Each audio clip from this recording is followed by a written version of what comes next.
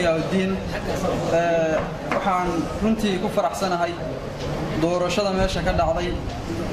duqa caasimadda waa ku qanacsanahay natiijadeeda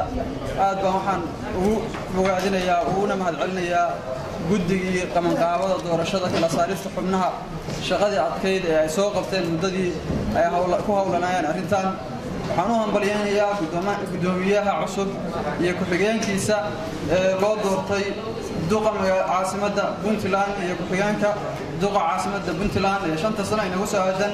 waa ku faraxsanahay waxay ahayd doorasho xor ah oo xalaal ah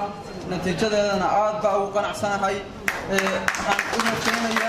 waxaan u rajaynayaa gudoomiyaha iyo ku-xigeenkiisa shaqo wanaagsan waxaana ballan qaadayaa hadduu alla yiraahdo inaanan xubinta dib uga laaban aanan la shaqeeyo 5 sano oo soo socota hadduu alla yiraahdo waxaan celinayaa ilaaha weyn maanta arrintan haysiiyey waxaan kaloo mahadcelinayaa xubnaha golaha deegaanka ee codkooda igu sharfay waxaan kaloo mahadcelinayaa walaalkii ama maxaa la yidhahdaa wiilkaygii oo kale ahaa ee la tartamayey axmed abshir jaamac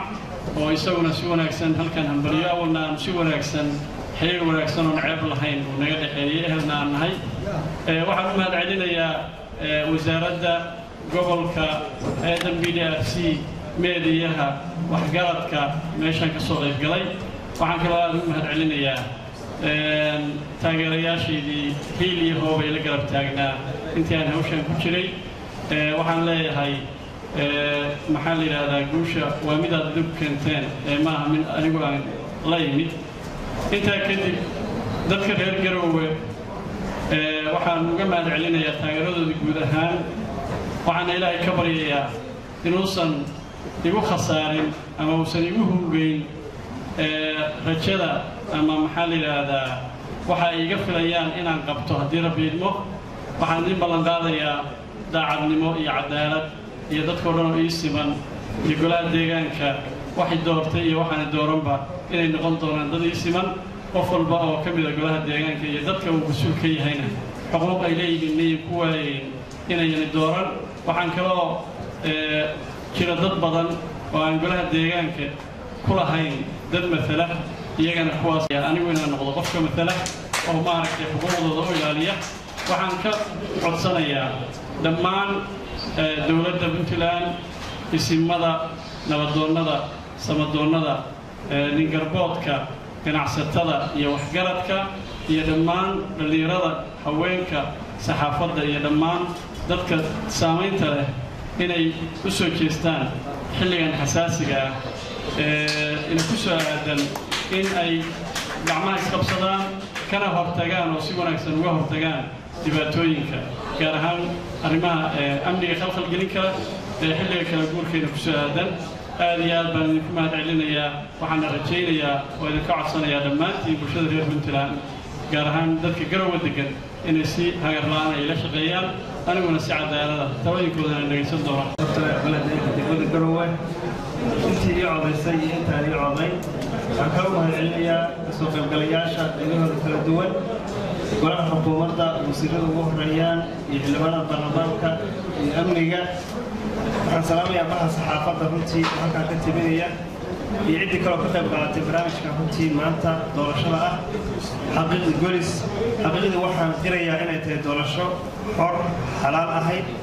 aad iyo aad baan u qanacsanahay runtii natiijada ka soo baxday waana ku kalsoonahay saaxiibadeeda guulaystay insha allah waxaan rajaynayaa si dhow inaan la shaqeeyo waana ballan qaadayaa inaan la shaqeeyo siyaasaddu waa qor isku dhiib runtii masafka maalin baa ku fanjoogashada heesaan oo kaleeta bay ahayd markii aan maxamed xamri saaxiibada ka guulaystay maantana isaga guulaystay ugu hambalyeynayaa waana kula shaqeynayaa insha allah sidii ila shaqeyn jiray aad iyo aad baan ku mahadcelinayaa runtii mas-uuliyad aad u ballaaran baa ina wada sugaysa dalka iyo dadku uga baahan yahay runtii loo shaqeeyo si cadaalada loogu shaqeeyo xildhibaanadu dhaar bay mareen waliba annagu waa ka saax jirnaay maaha lama dhaaroodii waxaan qabno marka waxaan rabnaa in dhaartaas runtii aan la dayacin مسؤولية آد كأب وبلارن كنتي بحال ربع إن آدي آد تمار فلس كساره بحال على وجه خبرات كنتي أنا كفاية مدة آخر كهية يوحى أفيرا يو مقالات النص الوهر مريك كرو ولو ذاك دون إن شاء الله صاحبتي آدي آد السلام عليكم ورحمة الله وبركاته. wasiirada ka soo qayb galay baarlamaanka saxaafadda bulshada ka soo qayb gashay golaha deegaanka dhammaantood runtii arrintan waxa weeye hadda tartan bay ahayd tartankaasna hadda ka hor oo kaleeto walaalka Cismaan halkan uu nooga guuleystay sannaana uu guuleystay waa wax dhici kara oo bilaadan ka yimaada waa tartan furan walaalkeena oo wax malyanaya aniguna sidaas oo kaleeto waxaan balan qaadayaa inaan shaqeeyo wixii tabartaya dadaalkaya inaanan magaalada ana waxba ka hagan si sinaana cadaalad ah inaan maayarka sida ay tahay ula taliyo talooyinka ugu habboon inaan u soo gudbiyo haddii waxyaabo khaldan jiraanna inaan isku dayo inaan saxo